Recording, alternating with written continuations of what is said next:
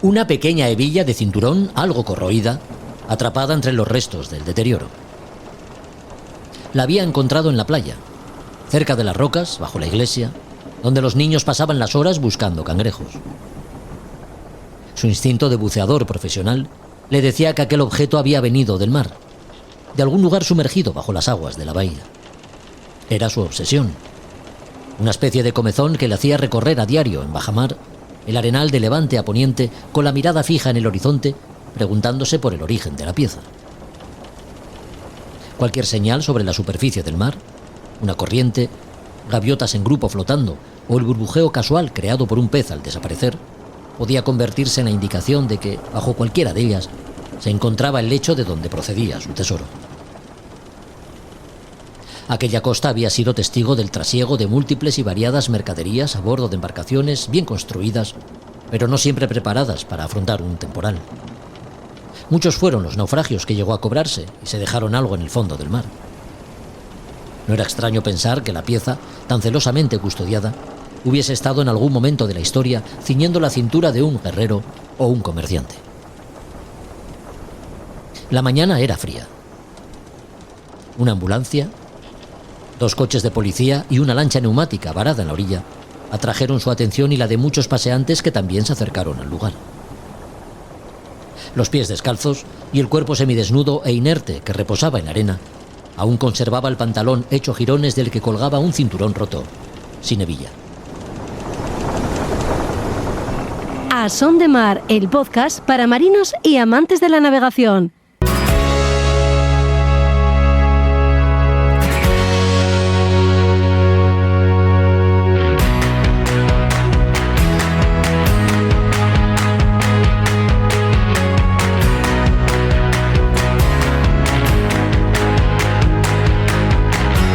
Hola a todos, ¿qué tal? Bienvenidos a otro podcast de A Son de Mar. En el capítulo de hoy hablamos con Iván Pérez Gándaras, biólogo marino, patrón de pesca, de yate y gran conocedor de lo que son las travesías a vela, transportando barcos y como formador. En la actualidad gestiona el uso de uno emblemático, la Peregrina, el precioso ketch diseñado por el prestigioso Hermann Frers, que un buen día acabó en manos expertas, las de Javier Babé, tristemente fallecido en su tornaviaje del reto Astrolabio y que ha sido recuperado por la asociación náutica Navega Bayona con la finalidad de ser utilizado en viajes de formación oceánica. No te pierdas los detalles de la interesante entrevista que hemos mantenido con Iván y que podrás ver en su totalidad la próxima semana en el canal de YouTube A Son de Mar, el podcast. Juan Meredith está en el Atlántico rumbo a San Salvador de Bahamas. De momento con buenas opciones de batir el récord de la ruta del descubrimiento y algunas roturas. Con él hemos hablado en ruta, guardando una posición que lógicamente ya no tiene, pero que nos ha servido para ponernos al corriente de sus evoluciones. También contamos con los libros de librería náutica Robinson. El de hoy recupera la figura ficticia de un figura, Long John Silver, que parece regresar de la isla del tesoro. Los personajes de las Españas de ultramar y sus exploradores, con Josu Jiménez. Y los análisis de lo relativo a la náutica, con Roberto Bucetas, que hoy nos habla del material pirotécnico a bordo, completan este episodio que ya comienza. Pero antes, escucha esto, que seguro te interesa. Distintos orígenes, un solo destino. Historia, tradición, cultura y una travesía a vela. La que lleva a peregrinar a Santiago de Compostela. Del 5 al 27 de junio, con salida en La Rochelle, un año más se celebra el Camino a Vela. Disfruta de 12 días de navegación y consigue tu credencial de peregrino en un ambiente náutico de camaradería, compartiendo las experiencias de un viaje cargado de aventura. Últimas plazas, monta la tripulación y consigue la tuya. Entra en la web El Camino a Vela e infórmate. El Camino a Vela, tras la estela del pasado. A Son de Mar, la náutica en un podcast.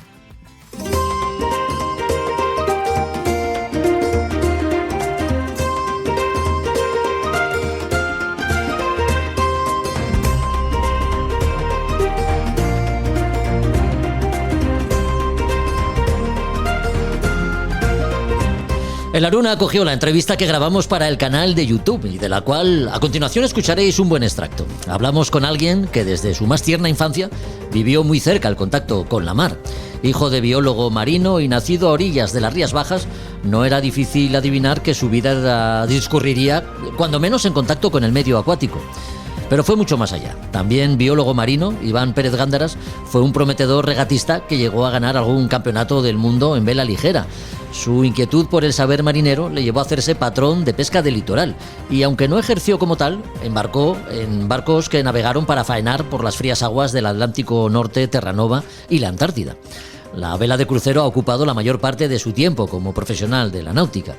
En la actualidad es gerente y director de Julio Verne, escuela que hace uso de un barco emblemático para la formación de sus alumnos, la Peregrina, el Quech, que fue propiedad de Javier Babé y que también hemos querido conocer a fondo, no sin antes saber algo más de Iván como navegante, empezando por sus comienzos. Pues empecé como casi todos, con tus padres. Teníamos un barquito pequeñito, no sé si conoces un modelo de barco que se hacía aquí en España, que era el Tosho 24, barquito de 24 pies, muy sencillito, que navegaba muy bien y con el que navegábamos aquí en las Rías Bajas y nos íbamos todos los años al Cantábrico. Y ahí fue como empecé, pues no sé, desde mi más tierna infancia. Tengo fotos en el barco desde, vamos, en la cuna. Ya. De ahí pasé a navegar en vela ligera. Sí, como la mayoría de regatistas de élite, si me permites decirlo así, que llegaron a participar en campeonatos, ganando en tu caso además en el Campeonato del Mundo de clase cadete en el 1989. Sí. Empiezas, como comentas, en la vela ligera, ¿no? ¿Tenías claro ya lo que querías? ¿Sería la mar el escenario de tu trayectoria vital? Bueno, no, ahí estaba jugueteando. Simplemente era una persona que me gustaba el mar, me gustaba el deporte. Siempre he vivido rodeado de agua. Mi padre también es biólogo marino. Veraneábamos en Viveiro y estábamos rodeados todo el rato de agua. Siempre estábamos en el agua. Entonces, para mí era un placer nada más. Y era lo natural, una progresión natural. Pues evidentemente estás navegando y la manera que hay aquí de navegar cuando eres pequeñajo es meterte en el mundo de las regatas. Con lo cual, por eso entré ahí. La vela ligera te llevará a conocer el mundo de la competición, de la que extraes, digamos, los primeros conocimientos para gobernar un barco, conocer el régimen de vientos, el correcto trimado de las velas, pero digamos que las artes de marear exigen algo más que eso, ¿no? Eres marino de vocación por tu profesión y experiencia. Igual esta pregunta es un poco comprometida, Iván. ¿Qué cualidades crees que debe tener una persona de mar? ¿Cuáles son para ti las más importantes o las que tú más aprecias? Bueno, ahí te puedo hablar lo que yo valoro para navegar con alguien y lo que puedo valorar cuando quiero contratar un patrón. Entonces, a nivel personal, lo que valoro es el carácter. Es más que la experiencia, es el carácter a bordo. Es un espacio muy pequeño en el que pasas mucho tiempo juntos, en el que duermes poco, duermes mal, estás cansado, estás fuera de tu zona de confort. Entonces, tener una persona que tenga un carácter sociable, que sea tranquilo, que sea divertido, es algo que es lo que más valoro. O sea, tener una persona arisca, se me hace muy cuesta arriba. Teniendo en cuenta que soy una persona un poco especial porque he navegado mucho y me dedico profesionalmente a ello. Ya. Y a nivel profesional, pues es que casi te voy a decir lo mismo. La técnica se aprende, pero el know-how de cómo tratar a las personas a bordo, cómo gestionar esa convivencia tan cercana, eso es más difícil de aprender. Tus inquietudes marineras y tu vida profesional te llevará, pues, a convertirte en biólogo marino, ¿no? Gallego y, ¿no?, las rías que también conoces, también fueron una gran fuente de inspiración, no solo para navegar, sino con toda esa vida marina que digamos que tiene la ría, ¿no? Confluencia de agua de sal con agua dulce, todo eso como biólogo te habrá enriquecido un montón.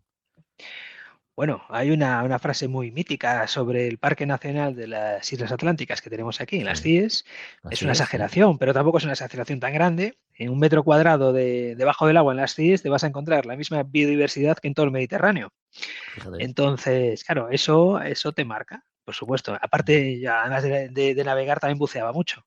Con lo Claro. cual, cada vez que te metías debajo del agua, pues estabas descubriendo cosas nuevas. Oye, ¿cómo fueron tus experiencias en Terranova, a bordo de barcos de pesca, ¿no? Estabas, barcos de pesca de Sí, altura, allí claro. estuve en barcos de pesca y oceanográficos. Pues Ajá, es muy bonito. Terranova es una costa preciosa para conocer, la verdad. La pena es que hace mucho frío y hay mucha niebla, ya. pero es un sitio, piensa que se lleva pescando en los grandes bancos de Terranova desde el siglo XV. Ujú. Es un sitio que tiene muchísima cultura española. O sea, cuando bajas Sí, en Terranova hay pueblos que tienen nombres españoles. caray. Claro, es que hemos estado mucho tiempo pescando allí. Portugueses y españoles han ido a pescar bacalao pues desde hace no sé cuántos siglos. Ya. Y a nivel naturaleza es espectacular, espectacular. Sí, sí. Y también es donde se generan todas las borrascas, porque es donde confluye la masa de aire fría que viene del polo con aire caliente que viene corriente del Golfo. Entonces es una zona especialmente técnica y muy interesante, la verdad. Llegaste a faenar en la Antártida, un continente especialmente protegido. Por eso nos Sí. llama la atención eso de pescar en la Antártida, que se pesca en la Antártida y cómo se pesca. Cuéntanos cómo fue tu experiencia allí. Bueno, lo primero que yo era biólogo a bordo, nunca he ejercido como patrón de pesca, es Ajá, importante. bien. Entonces era un biólogo a Vale. bordo y después de ser biólogo me formé como patrón de pesca de altura. Ujú. En la Antártida realmente es una zona muy, muy protegida a muchos niveles, hay muchísimo control para no causar impacto en la fauna y en la flora. Bueno, en la flora no hay mucha flora, perdón, en la fauna, más bien. Por favor. Y y realmente estaba en un barco de pesca que le daban una licencia especial para hacer una especie de acción piloto de prospección. Digamos que trabajaba como un barco oceanográfico siendo un barco de pesca. Sí.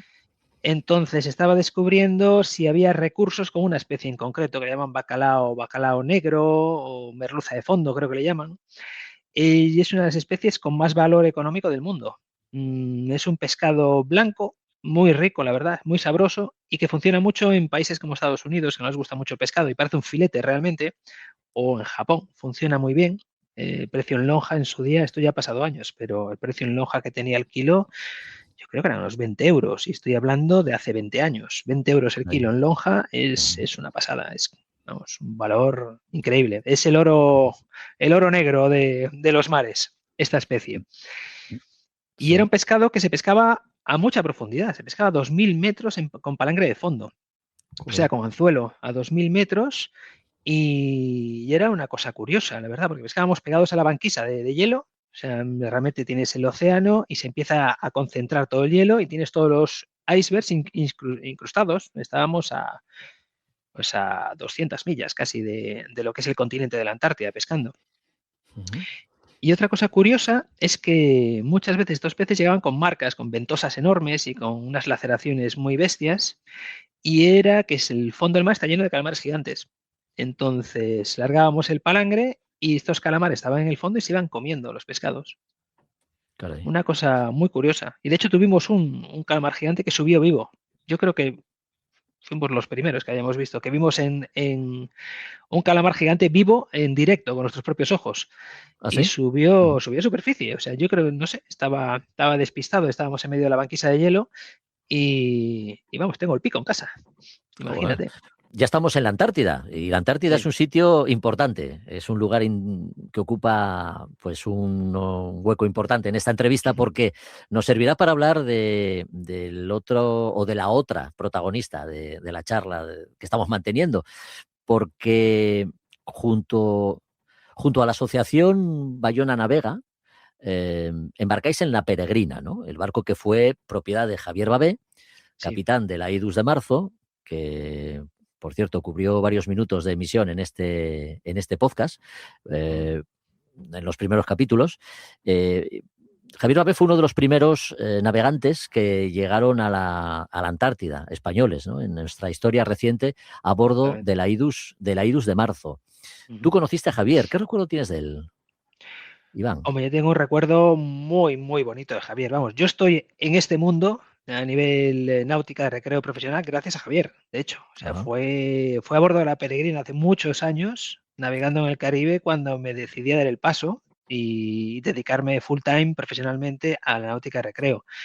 Y fue gracias a Javier y a Cristina, su mujer, y a la experiencia maravillosa que viví con ellos en el Caribe, disfrutando como nunca había disfrutado jamás.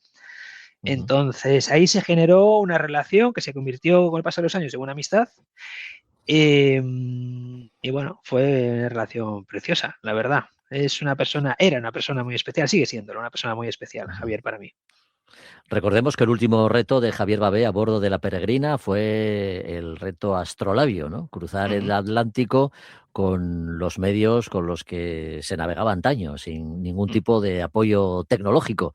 Eh, Sí. Fue en su viaje de vuelta, creo recordar, cuando desgraciadamente bueno, falleció. Y tú cogiste el testigo de la Peregrina, por decirlo de alguna forma, ¿no? ¿Alberga la Sí. Peregrina algo del espíritu que dejó Javier Babé? Seguro que sí. Totalmente. A ver, Javier era una persona muy pura en la navegación. O sea, yo creo que ya no puede haber navegantes como él, porque Javier, claro, cuando él empezó a navegar a nivel Sí. profesional, que era capitán de marina mercante, no había GPS. Entonces, su día a día era el uso del sextante, el uso del posicionamiento, una navegación mucho más compleja, como era antes, mucho más precisa, porque te jugabas la vida y no tenía ayudas. Entonces, la peregrina, cuando yo cojo la peregrina, no había electrónica. O sea, la mínima indispensable, no había nada. Había un GPS, pero que lo usaba de vez en cuando. Entonces, navegaba por instinto muchas veces, por instinto y por conocimiento previo. Ahora mismo, ninguno de nosotros navega así. Navegamos porque es muy cómodo y muy seguro. Todas estas ayudas que tenemos para la navegación ahora mismo. Entonces, no se usa. Tengo patrones Sin duda. profesionales que directamente, cuando les quiero contratar para hacer un transporte, que si el barco no está armado hasta los dientes de electrónica, me dicen directamente que no quieren hacer el transporte. Dicen, no, yo no sé si navegar sin, pues eso, sin un ICE, sin un radar, sin una serie de cosas. Y dices, oye, es más difícil, sí, pero se puede navegar. Bueno, pues Javier era de esos, de los de antes, de los que se cruzaba el Atlántico sin hacer antes un estudio meteorológico, que Sí. tenía un barco que era duro como vamos, era... La peregrina es un barcazo y aguanta lo que no está escrito. Con lo Mm. cual a él le gustaba navegar así. Y aparte era una manera, yo creo que era una manera en el fondo de, ¿cómo decirlo? A Javier no le gustaba dar lecciones a nadie ni dar consejos, pero él predicaba con el ejemplo. Entonces él tenía una forma de navegar y él pensaba que navegar era eso, era enfrentarse al mar y lo que tenga que venir, que venga. Y yo tengo que estar Ujú. preparado para eso. Eh, y claro, se está perdiendo, se está perdiendo. Yo Mm. mismo estoy pervirtiendo la peregrina. O sea, he puesto un calentador de agua en la peregrina. O sea, nunca tuvo un calentador de agua, por Dios. Eso es un lujo etrusco. Si Javier levantase la cabeza, ¿verdad? Exactamente, diría, ¿pero qué haces ahí? No hay mejor forma de ahorrar agua que poner agua fría a bordo. Y después tienes Ya, toda la ya. razón. Dice, nadie la va a malgastar, ¿no? Mm. Bueno, y ahora que está en tus manos, si tú conoces bien el barco, ¿cuáles son sus cualidades marineras? ¿Qué es lo que más destacas de la Bueno, peregrina? ¿Y qué nos puedes decir de ella? vamos a ver. Lo que destaco de la peregrina, yo y todos los que hemos navegado en la peregrina, que somos muchos, es Sí. la confianza que da este barco. Es un diseño que aguanta muchísimo. Es un barco que navegas, pues no sé, estás navegando con 30 nudos, con 3 metros, 4 metros de ola de través y el barco lo llevas perfectamente a mano. Am, es un barco que es muy sencillo a nivel de manejo, no tiene sistemas complejos, no tiene hidráulica, no tiene winches eléctricos, todo es manual, con lo cual Sí. al final todo es muy fiable. Al final no deja de ser todo poleas, cabos y tela, no tiene más. Mm. Mm. Eso hace que sea un barco muy fiable y de hecho Javier, bueno, pues esos 40 travesías en ninguna se quedó tirado. Al final siempre arreglaba. Evidentemente un barco hace muchas millas, pues tienes un mantenimiento y hay cosas que se rompen, ¿no? Sí. Pero siempre llegó a destino. Ujú. Entonces es un barco que nosotros, que estábamos hace tiempo buscando un barco de formación oceánica, es perfecto. Es perfecto, lo tiene todo. Un barco que pueden llevar los alumnos en cualquier condición meteorológica, que pueden tocar todo. Porque otra cosa que tiene es que tiene muy repartida la superficie bélica, no tiene grandes velas. Al no tener grandes velas, digamos que puedes tocar lo que quieras sin miedo a hacerte daño. Los barcos Ya. modernos con un solo palo, un 70 pies modernos, va a tener una superficie bélica brutal. Claro, puedes tener cargas de toneladas en una escota y ahí hay que tocar con cuidado, porque como se te escape del winche, pues la mano sale volando. Entonces, la Peregrina en Sí, ese sí. sentido es un barco muy fácil para navegar y muy bueno para hacer formación. Y luego a la vez, y aquí es donde entra la magia de German Frears, ha conseguido hacer un barco rápido.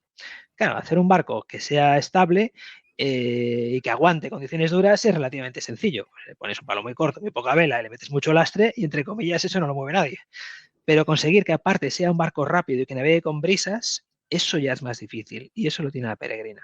Por un ejemplo, el último cruce que hemos hecho pues desde, bueno, desde Canarias, Cabo Verde, Caribe, la media que hemos hecho está cerca de 8 nudos y en VMG serían 7 nudos y medio hicimos. VMG sería rumbo a destino y velocidad del barco, teniendo en cuenta que no vamos a rumbo directo, vamos haciendo largo y vamos haciendo otras Ujú. luchadas, con lo cual es una media alta, la verdad, para un Sí, barco sí. de crucero oceánico. Sí. Hasta el momento, los alumnos, vamos a decir, que han Sí. pasado por la Peregrina, ¿qué es lo que más destacan de este barco, Iván? Imagino que cada uno lo adaptará pues a su conocimiento, La ¿no? confianza. A su Es experiencia. que sí, la confianza. Yo creo que es la confianza. Tú cuando estás haciendo navegación oceánica estás muy fuera de tu zona de confort. Yo, de hecho, Ya. una de las personas que he visto más cómodas a bordo en travesía oceánica ha sido Javier. Es que Javier parecía que estaba en casa, en el salón de su casa. Y no estás, o sea, cuando estás en el océano, pues muchas veces te venden, y a veces lo veo incluso en vídeos de gente que está cruzando, que parece que están queriendo quitarle hierro al asunto. A ver, no es que sea peligroso, no es peligroso hacer navegación oceánica, pero no estás en tu zona de confort, estás siempre en la zona de estrés. Tienes que estar vigilando un montón de cositas porque como se rompa algo, tienes que arreglártelas tú por ti mismo. Entonces, esto es importante destacarlo. Bueno, pues Javier parecía que estaba en su casa. Eh, Te transmitía una cosa que era increíble. Y el barco también te transmite esa confianza y esa seguridad, porque lo aguanta todo. Muchas veces digo que hay dos tipos de barcos, los que te dicen mejor no salgas tanto, no te alejes tanto, y que te dicen, ¿por qué no te vas más lejos? Pues la peregrina es de este segunda, es de las de Sí, decir, bueno, me quedo aquí porque no me apetece, porque si no me voy a Nueva York, o me cruzo la Atlántica, sí, sí. o me doy la vuelta al mundo, porque es un barco para eso. La Peregrina, un barco de características muy particulares, ideal para el Mm, fin para el cual lo habéis destinado, como nos has dicho, mm, la formación. Es desde luego. importante destacar a este respecto, Iván, Mm, que la Peregrina se ha convertido también en un instrumento, como hablamos, ¿no? Y decimos, para enseñar las habilidades y técnicas de navegación oceánica, y que mm. está destinada, y esto es importante destacarlo, a que las escuelas de navegación hagan uso de ella. Mm. Es decir, ¿cómo y en qué condiciones? ¿Una escuela de navegación se pone en contacto con vosotros a través de Navega Bayona y pueden gestionar durante unos días la Peregrina para sus cursos de formación? ¿Es así? Sí, vamos a ver, realmente lo estamos usando como un barco de alquiler, pero es Sí. un barco de alquiler muy especial. Es un barco de alquiler oceánico con un programa muy concreto. En general, lo que le pasa a todas las escuelas y le pasa a la que tiene mi empresa, es que no tenemos suficiente volumen de alumnos como para poder mantener un barco de este tipo. Sí. Y esto es una cosa que por muy bien que hagas tu labor comercial, pues que va a pasar. Entonces, yo lo que quería desde el minuto cero es que la peregrina navegase y que navegase todo lo que pudiese. No es un barco para estar parado. Y por otro lado, teníamos un legado de formación que dije, bueno, pues si yo no llego hasta ahí, ¿por qué no van a llegar otras escuelas? Entonces lo que dijimos es, pues vamos a hacer que este barco sea el barco de todos, de todas las escuelas. De forma que tenemos, bueno, pues tenemos un protocolo estándar para que ellos puedan alquilar el barco y, y estamos encantados de que ellos integren su propio programa de navegación oceánica dentro del programa anual que tiene la Peregrina. Ujú. Si son menos ambiciosos y no quieren formar su propio programa y coger el barco entero y llevar a sus propios alumnos, pues lo que pueden hacer es que la Peregrina tiene un circuito de navegación durante todo el año, pues en este caso, pues ahora vuelve, por ejemplo, del Caribe, y esa vuelta la comercializamos como escuela. Luego en verano vamos a estar haciendo la Macaronesia, que son todas las islas del Atlántico Norte. Nos iremos hasta Madeira, de Madeira nos iremos a Azores, de Azores luego volveremos. Luego en otoño otra vez volvemos a cruzar el Atlántico y cuando estamos en invierno en el Caribe hacemos travesías oceánicas, bueno, oceánica costera, por todo el grupo de las Antillas. Con lo Ujú. cual hay cancha para que o bien manden alumnos o bien alquilen el barco por sí mismos. Y estamos Ujú. encantados en lo siguiente. Ujú. La Peregrina la adquiere la Asociación Náutica Navega Bayona, ¿es así? ¿Estoy en lo Justo, cierto? Bien. sí. Esta asociación se crea en 2022 por un grupo de empresarios y navegantes de las Mm, Rías Bajas, con sí, el fin de dar a conocer el patrimonio natural de esos entornos maravillosos que tenéis, ¿no? Lo hacéis claro. desde muy diferentes puntos de vista, además, no solamente Mm. destacando el patrimonio natural, sino, aparte de navegar por las rías, como es lógico, todo lo que ello entraña, ¿no? De riqueza, patrimonio arquitectónico, cultural, o sea, lo abarcáis todo a través de esta asociación. Totalmente. Vamos a ver, pero todo esto nace porque estamos de alguna manera cansados de hablar de las excelencias que tiene nuestra zona de navegación y ver que somos tan poco conocidos a nivel europeo, por ejemplo. O sea, a nivel de Europa hay una serie de nichos, de puntos, de spots de navegación que son conocidos por todos y, sin embargo, las rías gallegas no están ahí dentro. Entonces, y todos los que vienen de fuera, cuando conocen las rías, todos se quedan alucinados. Entonces, tenemos ahí un potencial brutal. Yo siempre hacía una broma con mis alumnos y decía, si esto fuese Francia, aquí en las rías había semáforos para los barcos. Esto estaría tan lleno que no habría forma, ¿no? Y sin embargo, pues mira, estos días, ahora estamos en Semana Santa, hay un sol precioso. Ayer estaba en la Marina, no, este fin de semana estaba en la Marina y de verdad era una desolación el ver tan pocas personas navegando. Sin embargo, te vas al Solent, te vas al Báltico, a la zona de Bretaña francesa, y es que todo el año tienes movimiento en los pantalanes, hay un ambiente fantástico, la gente navega. Entonces, no sé, algo está pasando en España que no estamos consiguiendo que haya esa afición náutica. Y mira que los barcos son caros, Concho.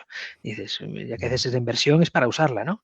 Entonces, bueno, pues una de las formas con las que estamos peleando para conseguir que se navegue más es que se conozca más. Si conoces más las excelencias que tiene un sitio, pues vas a navegar más. La otra parte es que tengas la técnica adecuada para poder navegar en condiciones que a lo mejor no son las de Capitán Tortilla, vamos a llamarle, ¿no? Que una brisita y solete. Bueno, pues si tienes esa técnica vas a disfrutar de todo ello. Entonces intentamos de alguna manera potenciar la navegación. Eso es lo que hace la asociación. Y como pues somos gallegos y somos de las Rías Baixas, pues tiramos bastante de las excelencias que tiene nuestra costa. Pero vamos, el Cantábrico es maravilloso también, la costa portuguesa es maravillosa. Tenemos un país que es una maravilla para la navegación, la verdad. Pues sí, una península, la ibérica, con kilómetros de costa muy variada que hace las delicias de cualquier aficionado a la náutica y que todavía resulta una perfecta desconocida para muchos. Iván Pérez Gándaras lo sabe bien. Ha sido nuestro protagonista para YouTube. La entrevista completa la próxima semana en nuestro canal, A Son de Mar, el podcast.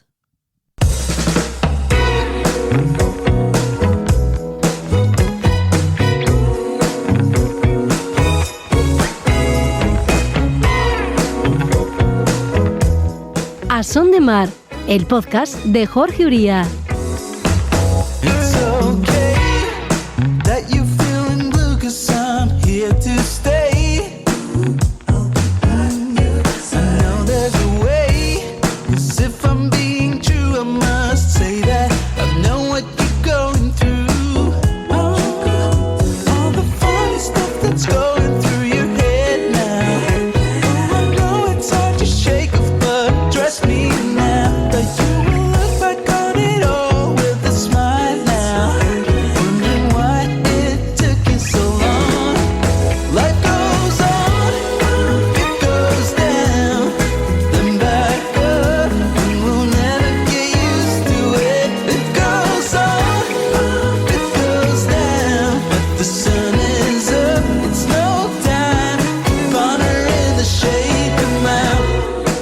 Marino completo a un navegante de raza que soltó amarras el pasado 24 de marzo en Puerto Sherry, Cádiz, para batir un récord, el de la ruta del descubrimiento.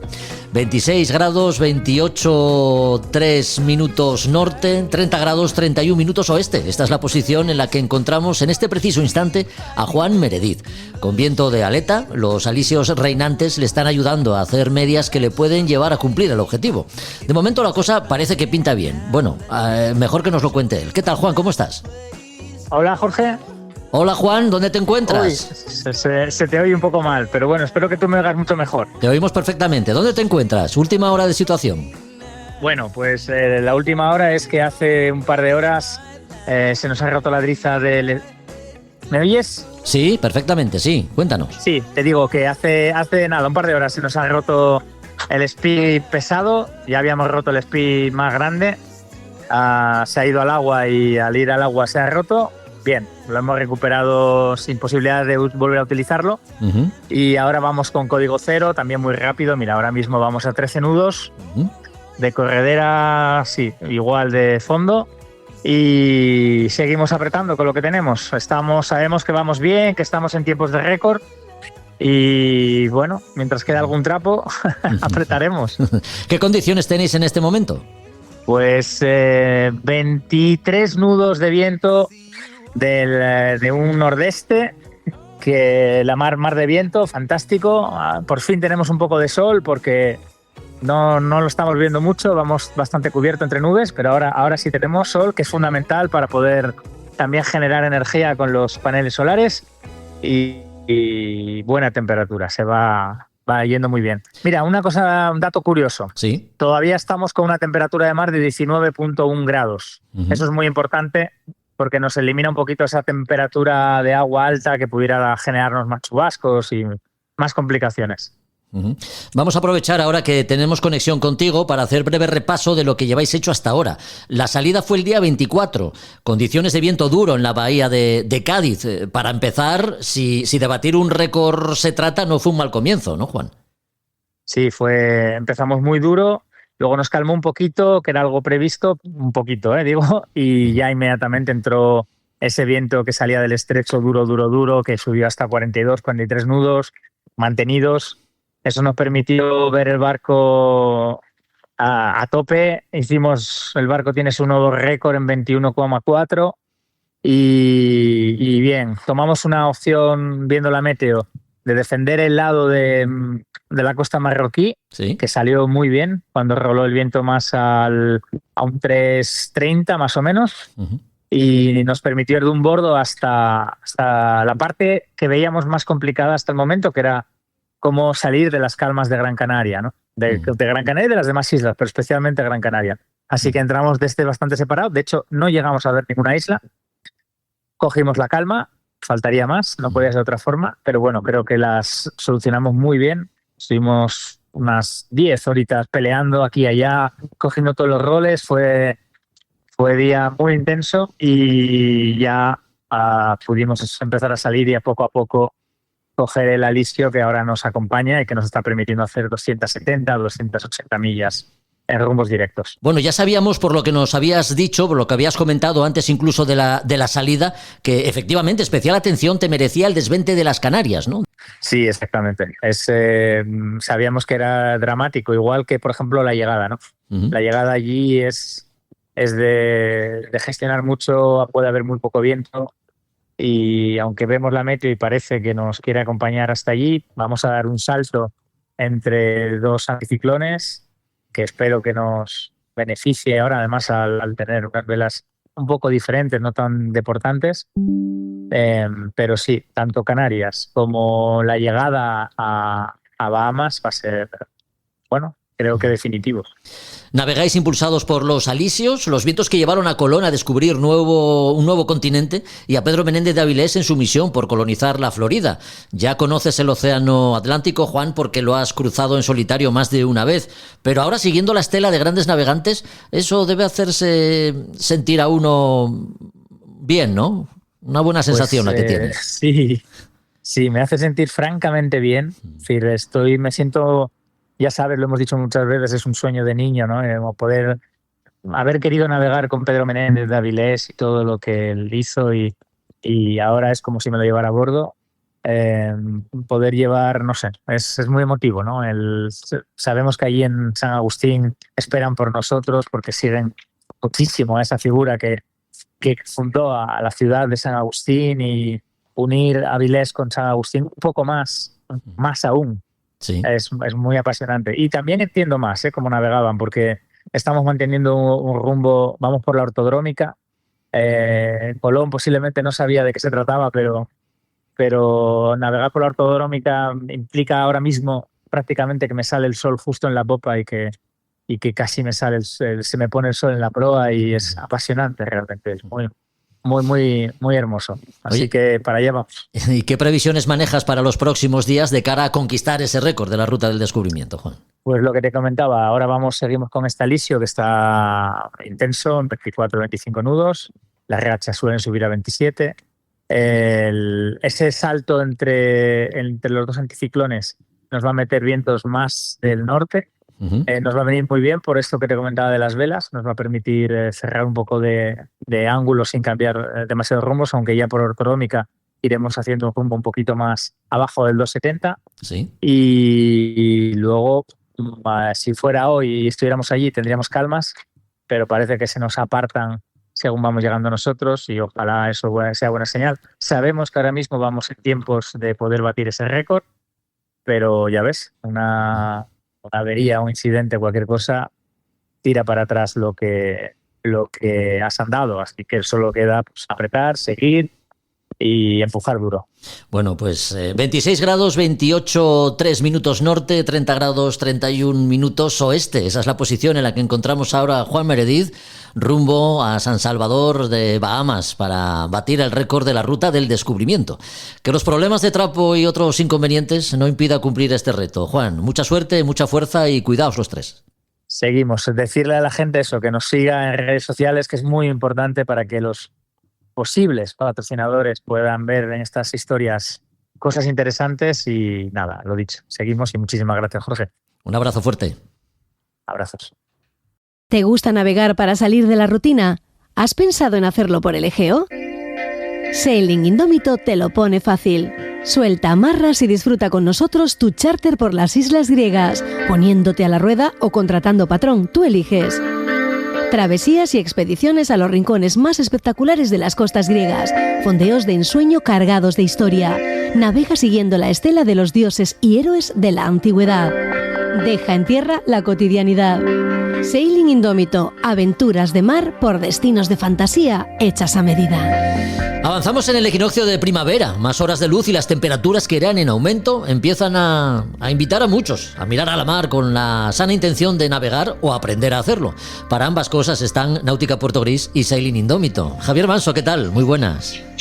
Hola Jorge, muy buenas. Pues aquí estamos de nuevo otra vez. Estáis ahí en Menorca. Seguro que se ve la vida con la luz que tenéis y los colores en el agua propios casi del verano de otra manera, ¿no? Ganas de navegar ya, imagino, entre mucha gente. Sí, por supuesto. Empieza la época poética, donde están en las aguas turquesas las temperaturas ideales y se pide la cerveza fría. Bueno. Sí, entramos en esa época, sí. Bueno, pues es un buen momento, por tanto, para recordar a nuestros oyentes que pueden apuntarse a esa travesía que haréis a Ibiza en fechas próximas, me parece. Cuéntanos algo más sobre este proyecto. Correcto. Pues nada, tras lanzar la de Grecia de este año, nos hemos dispuesto a lanzar, colaborando con la Escuela Tramontana Menorca aquí en Mahón, ¿sí? Hacer la circunnavegación a las Baleares, o por lo menos el intento, ¿no? Vamos a salir desde aquí, desde Mahón, vamos a navegar...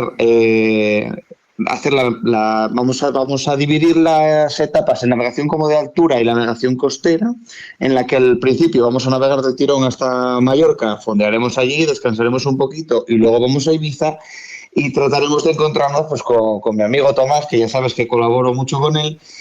Y bueno, pues intentar hacer que nos veamos, por supuesto, pasar unos cuantos días fondeados por Ibiza, en flota, y nada, despedirnos y volver de nuevo a Mahón.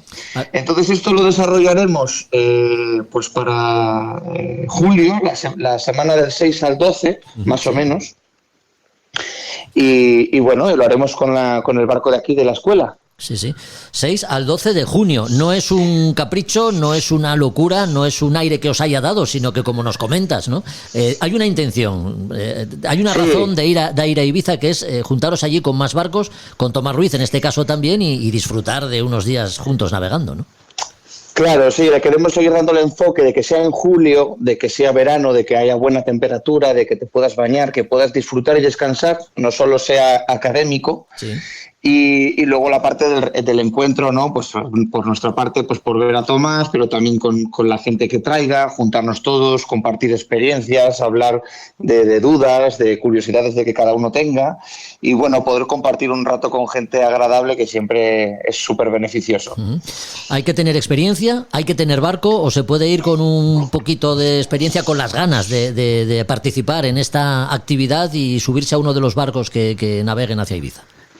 Nada, esta experiencia está diseñada para cualquier tipo de perfil. Puedes venir con nosotros tanto si nunca has subido a un barco y no tienes la experiencia y quieres vivirlo, si ya sabes, si tienes tu propio barco, e incluso si quieres venir con tu propio barco y acompañarnos en la experiencia, también estás totalmente invitado, quien sea, a acompañarnos, y es apto para todos los públicos, siempre que se quiera aprender un poquito más de navegación y disfrutar de un buen rato con el clima que suele haber aquí en julio.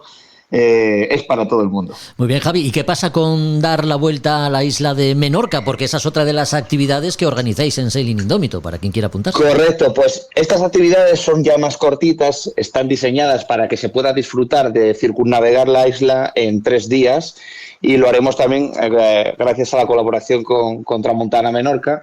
Pues nada, cogemos su barco y organizamos la forma de navegar la isla más efectiva en 3 días. Siempre comiendo fondeados para poder bañarnos, durmiendo fondeados y el resto del día aprendiendo nuevas maniobras de fondeo, conocer también rincones concretos de la isla, por si se vuelve otra vez o si se quiere alquilar el día de mañana un barco y navegar por su cuenta.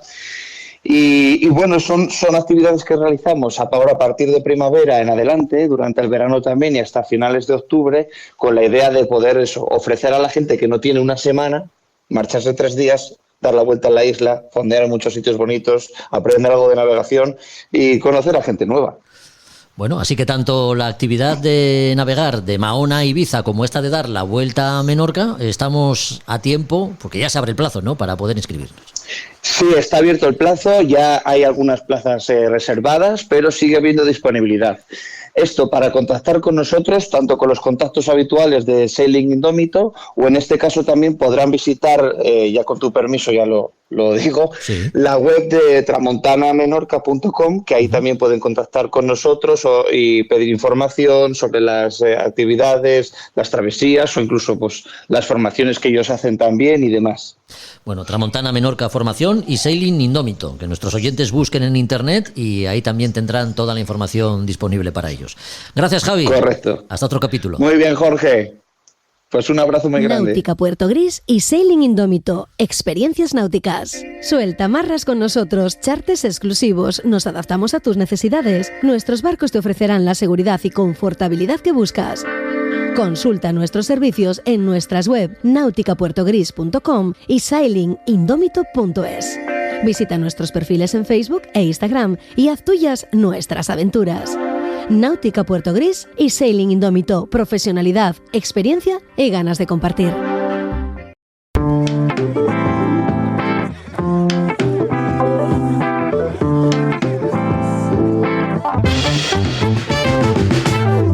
Son muchas las cosas de las que estar pendientes mientras navegamos, pero a veces también hay tiempo para sumergirnos en las páginas de un libro.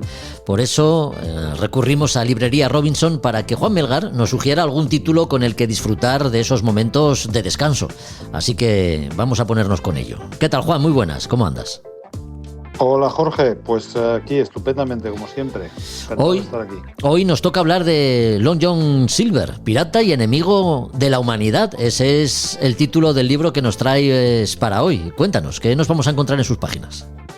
Pues sí, hoy es Long John Silver, que bueno, como todos los buenos amantes de la literatura, de la literatura en general, y más concretamente de la que nos suele interesar aquí, que es uno de los libros más conocidos y totémicos, pues ese personaje que es Long John Silver el Largo, que es en la Isla del Tesoro, es ese pirata, ¿no? Que bueno, el ron, la botella del ron, etcétera. Bueno, todos conocemos, ¿no?, lo que es la Isla del Tesoro. Y bueno, esto es de la mano de Björn Larsson, un autor sueco.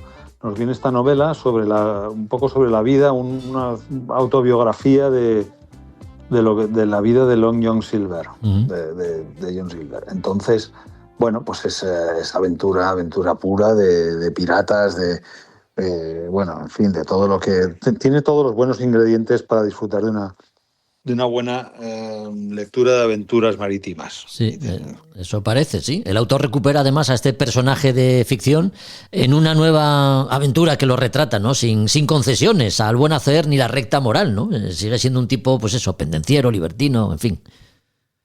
Pues sí, tiene todo para ser un pirata con todo lo que asociamos al pirata, ¿no?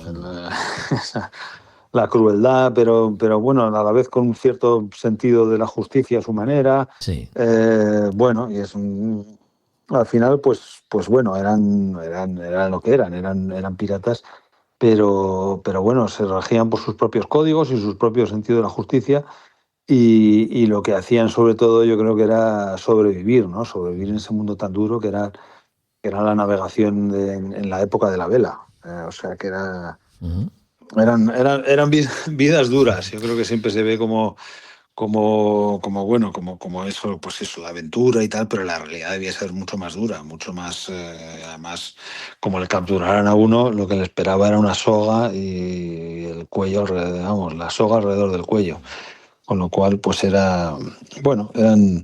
son siempre eso, vidas que se prestan mucho para escribir buenas páginas de literatura, como es esto. Sí, la figura del pirata como el retrato humano que encarna, pues, todas esas sombras, ¿no? Que al final todos los humanos llevamos dentro, ¿no?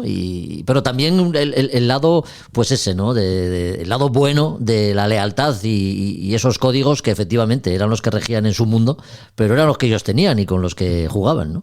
Al final de eso se trata un poquito también. En este libro se cruzan también otros personajes relacionados con la Isla del Tesoro, Daniel Defoe y John Hawkins, me parece.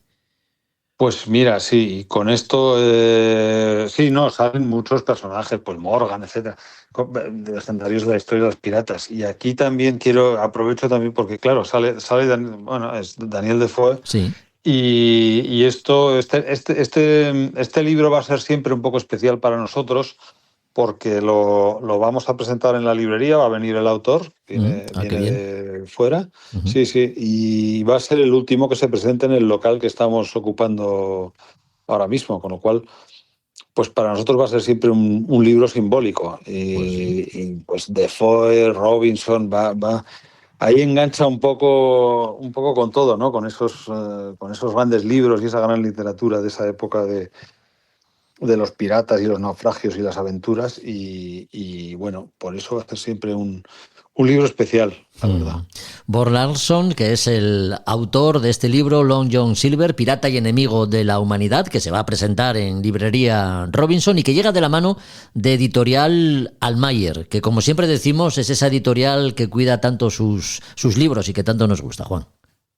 Pues sí, es una editorial que, bueno, como ya hemos comentado otras veces, ha empezado a hacer hace no mucho. Yo creo que debe llevar un año, algo más de un año de andadura, pero que ya nos ha regalado varios títulos buenos, la verdad, y muy buenos. Y además de rescatar, por ejemplo, como comentamos, el cazador de barcos, etcétera.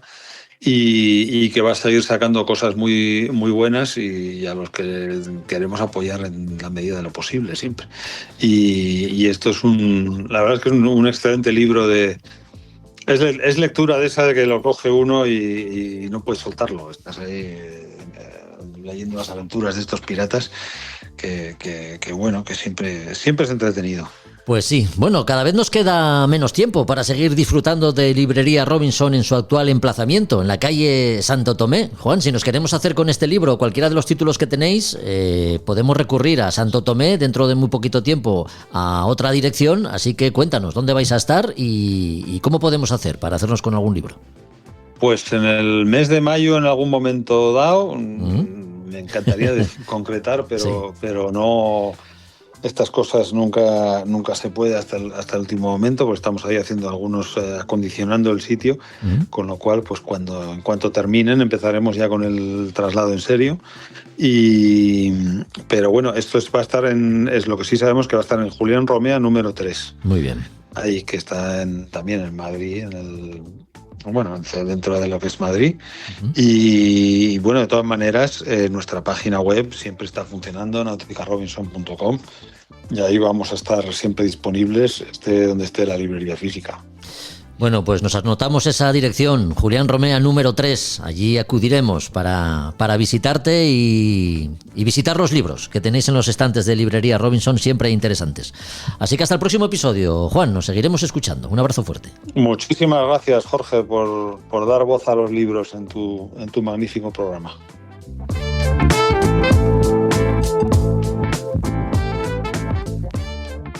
A Son de Mar, el podcast para marinos y amantes de la navegación.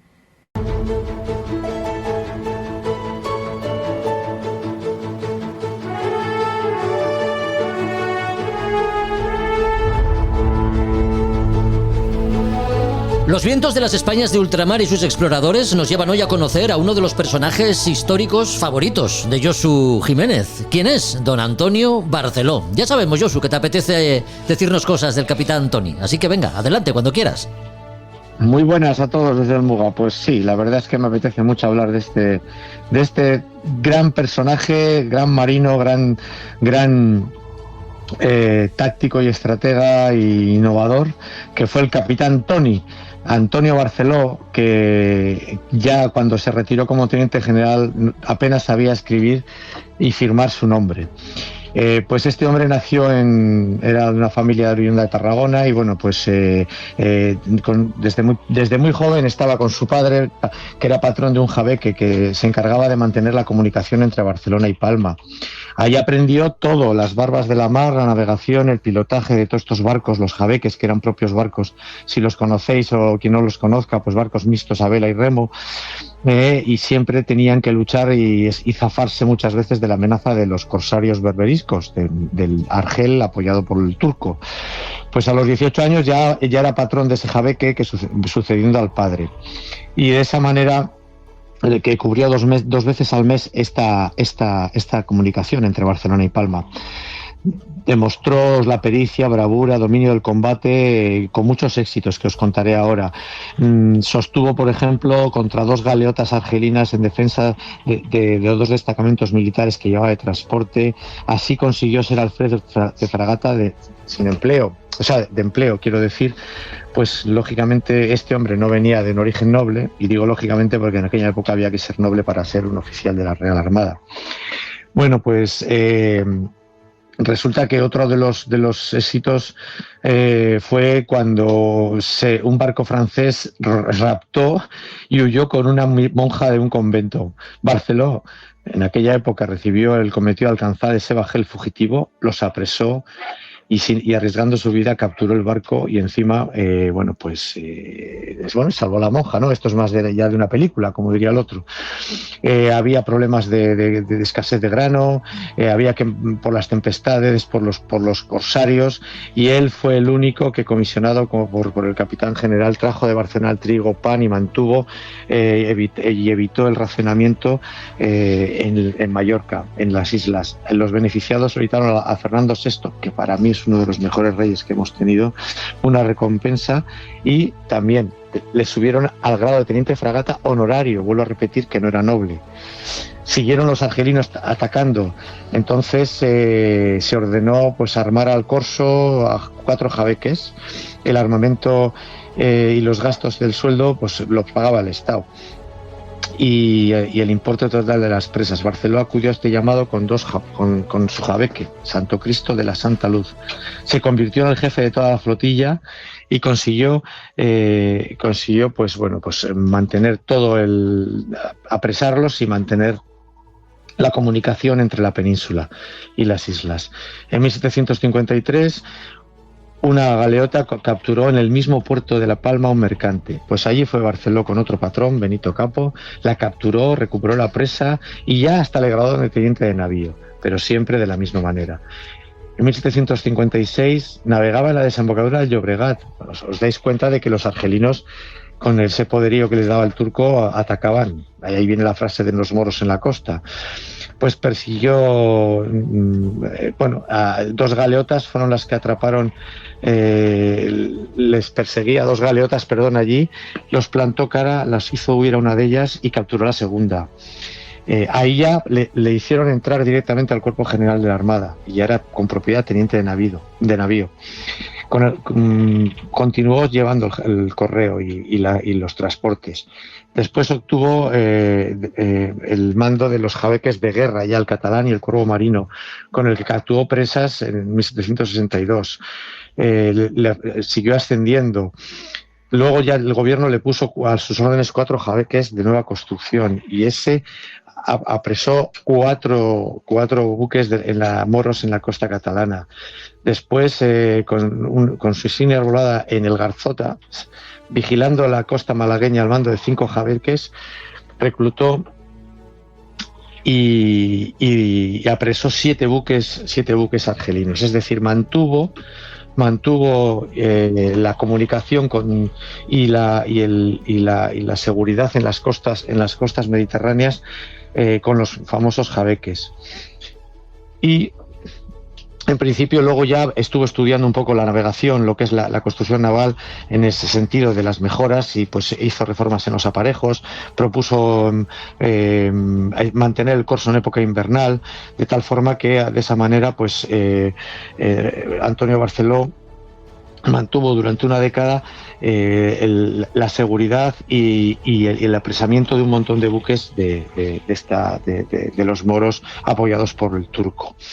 El don de mando y la habilidad proverbial de Barceló consiguió que las dotaciones le fueran afectas, era un verdadero líder, valeroso, disciplinado. Los marineros con los que, incluso los reclusos que estaban ahí remando, se portaron casi como si fuera un líder él, y de esta manera incluso logró que el rey indultase a los últimos, que son a estos galeotes, por su buen comportamiento.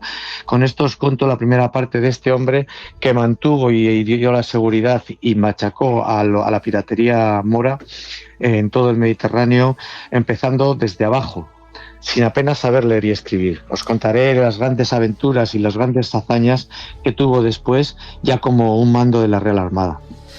Marino de éxito. Esta es la primera historia. Sí, digo, marino de éxito, comprometido con cada una de las labores que le fueron encomendadas. Don Antonio Barceló rompió moldes, ¿no? Pasando a la historia como uno de nuestros grandes. Por eso tiene su sitio también aquí, en las Españas de ultramar y sus exploradores, de la mano de Josu Jiménez. Hoy ha habido una primera parte. La segunda, pues para el siguiente capítulo que tengamos la sección contigo, Josu. Así que te esperamos. Os cuento simplemente la copla que había de él, que era: Barceló no es escritor, no escribía, ni finge ser santulario, ni traza de perdulario, ni lleva pompa exterior, persuade y no es orador, su aseo no es presumido, va como debe ir vestido, fía poco en el hablar, mas si llega a pelear siempre será lo que ha sido. Lo dicho, Barceló, un grande. Como tú, Josu, muchas gracias. Venga, un abrazo.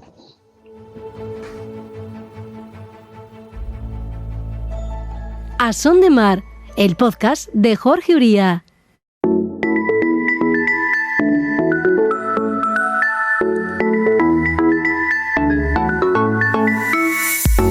No es difícil festejar una celebración popular tipo Semana Grande en honor de la patrona o patrón de un lugar con una buena noche de aparato pirotécnico. Las fallas de Valencia son un buen ejemplo de ello.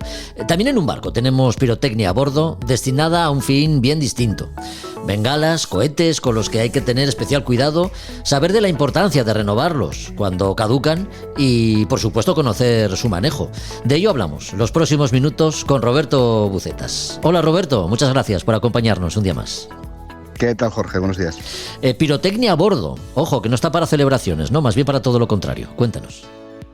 Sí, bueno, no es para celebrar aunque se habla de cosas de bengalas futboleras, no es para celebrar nada, es una cosa de una urgencia, de una emergencia y para pedir auxilio, son señales de socorro. Exactamente, sí. Bueno, ¿cuándo son obligatorias y qué debemos llevar a bordo en función a la zona de navegación en la que estemos operando o para la que tengamos despachada el barco? Dinos.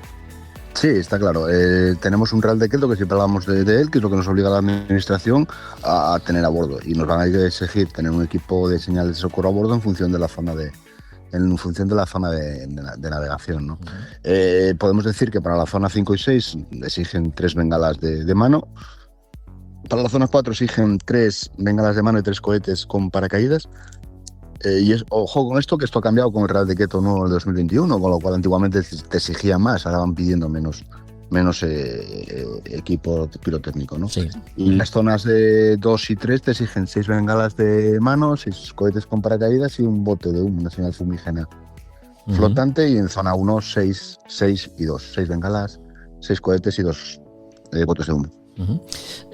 Bengalas, cohetes y botes de humo, estas son las señales de socorro, cada una de ellas, Roberto, con unas características concretas para usar en situaciones diferentes o bueno, ¿cuándo tenemos que hacer uso de ellas y eso? ¿Cuáles son las características de cada uno de estos elementos? Bueno, sí, lo que sería va en función un poco del alcance, de lo que sería la visibilidad de cada una de ellas. Una bengala de mano es una señal emite una llama de color rojo brillante, y tiene una visibilidad de 8 millas de noche y 4 millas de día, es decir, podemos decir que es para un alcance medio, ¿no? El tiempo de exposición es 1 minuto, que relativamente, bueno, podemos decir que es poco tiempo, ¿no?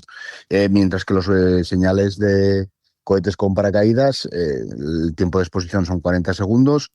Es un equipo que es para mayor alcance, lógicamente, porque llega a una visibilidad de 16 millas de noche y 8 millas de día. Llega a una altura de 300 metros, con lo cual ahí estamos hablando de equipos pirotécnicos, estamos hablando de cosas un poco, bueno, que hay que respetar mucho lo que son las normas de utilización de estos equipos, porque podemos decir que, bueno, podemos hacer causar generalmente algún accidente o daños a otras personas en una mala utilización de estos equipos. Bueno, todos conocemos accidentes y no en el ambiente náutico y ambiente marítimo, sino en otras aplicaciones, en otros usos de todos estos equipos, ¿no?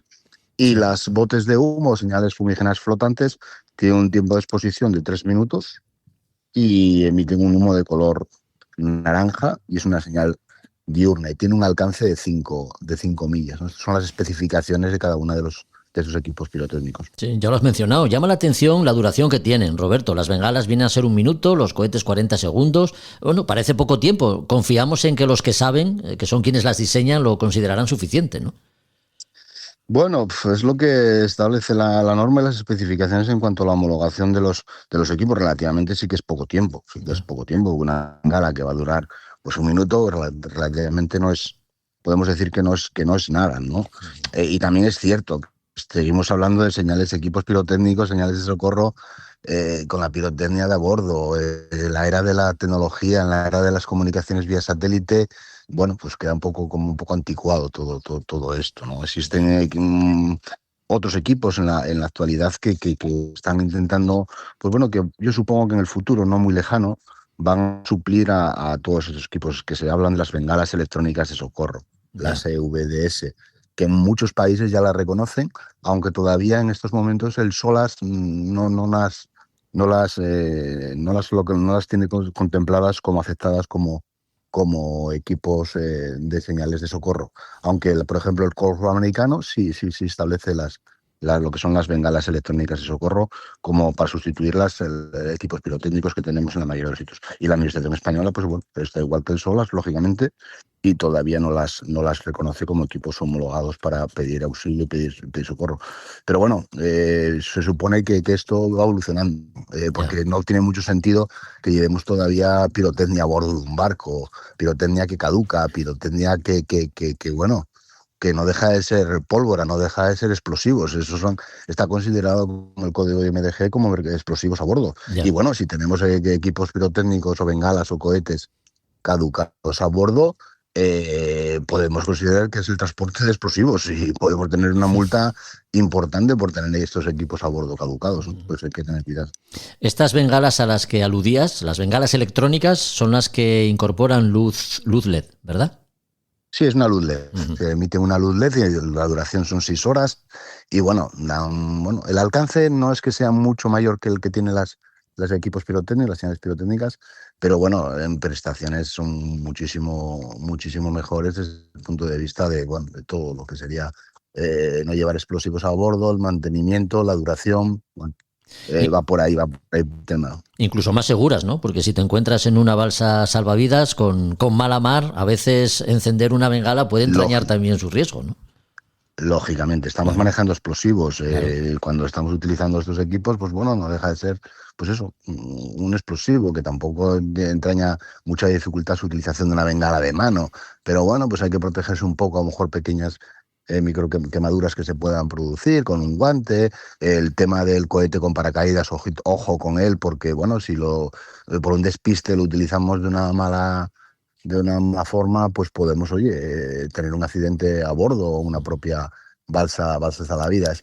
Bueno, estos equipos para las balsas salvavidas pueden ser todavía, necesarios. A bordo del barco hay otros equipos. Ya hemos dicho muchas veces que la seguridad y la localización de todo el caso relacionado con emergencias va por el tema del ICE. Y las estadísticas americanas del Coast Guard dice que la localización de emergencias en la mar, el 95% de las localizaciones se producen por VHF. El caso de localizaciones por equipos pirotécnicos a bordo está en torno al 1%. Y muchas de esas localizaciones de emergencia por equipos pirotécnicos son falsas alarmas. Es decir, gente que está de fiesta o probando la bengala caducada que me queda a bordo, vamos a ver cómo funciona esto y la utilizamos, ¿no? Entonces, bueno, pues oye, hay que tener cuidado con todas estas cosas. Sí, sobre esto te quería preguntar yo, porque lógicamente tener todos estos elementos de seguridad en el barco está bien, es obligatorio, pero si además sabemos cómo usarlas, pues mucho mejor, ¿no? Y como se trata de elementos que preferimos no usar y que por fortuna no solemos hacer, ¿cómo refrescamos la memoria, Roberto? ¿Hay algún tipo de curso? No sé. Bueno, existen cursos, pero bueno, normalmente suelen ser cursos para el tema de certificados profesionales, para el embarque profesional, que es información básica en seguridad, te obligan, bueno, tienes que utilizar todos estos equipos para poder, bueno, el manejo y instruirnos en este manejo de estos equipos, ¿no? A nivel de recreo, pues no existe nada en la utilización de las bengalas y de los cohetes, porque no te obligan en ningún sitio, ni prácticas obligatorias. Te dicen, oye, el manejo un poco del equipo, que ver un poco lo que son las instrucciones de manejo de los equipos, pero no la utilización de estos equipos. Ya. Y hablando de equipos de seguridad, siempre hablamos de 3 reglas de oro, que son: el equipo de seguridad tiene que estar a bordo. La segunda regla de oro es que tenemos que saber todo el mundo a bordo dónde está el equipo de seguridad a bordo, dónde están las bengalas, los cohetes en este caso particular. Y 3, tenemos que saber utilizar este equipo de seguridad, ¿no? Hay que instruirnos en el manejo de la utilización de estos equipos. Pues así es, y aún sabiendo, siempre contando con la suerte, ¿no? Que también juega un papel importante. Quiero decir, que te vean, al final que te vean, ¿no? Sí, por supuesto. Muchas de estas cosas te dicen los manuales de supervivencia y de socorro que tienes que utilizar estos equipos en el momento en que tengas la posibilidad o veas que hay alguna posibilidad de que alguien te vea. Claro. Es decir, no voy a lanzar las bengalas o los cohetes cuando estoy en una balsa, un abandono de buque, y no veo ningún barco por el horizonte. Pues no tiene ningún sentido. Hay que utilizarlas cuando, bueno, tengan la máxima efectividad, es decir, que podamos tener la posibilidad de que nos puedan localizar o que puedan ver estas señales. Pero ya te digo que, bueno, los equipos pirotécnicos es algo que queda ahí, un poco del pasado, podemos decir. Es obligatorio, tenemos que tenerlos a bordo, a la vez menos, porque la normativa te está diciendo que cada vez tenemos que tener menos equipos, han bajado el número de unidades que tenemos que tener a bordo, pero que, bueno, que la localización de los siniestros va por otros derroteros. Así es, el futuro ya es una realidad. Las señales de socorro obligatorias, ya decimos, si vamos a realizar navegaciones de cierta entidad. También hemos dicho que tan importante es tenerlas a bordo como conocer su uso, ¿no? De bengalas, cohetes y señales de humo, pues hemos hablado estos minutos y lo hemos hecho, como siempre hacemos, con Roberto Bucetas. Gracias, Roberto, y hasta el siguiente capítulo. Un abrazo fuerte. Gracias a vosotros, un fuerte abrazo.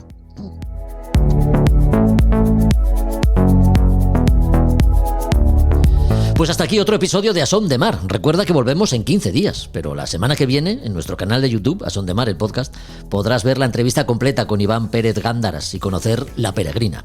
Síguenos en Instagram y Facebook, visita la web www.asondemar.com y comparte los contenidos si te gustan. Hasta el próximo capítulo. Adiós.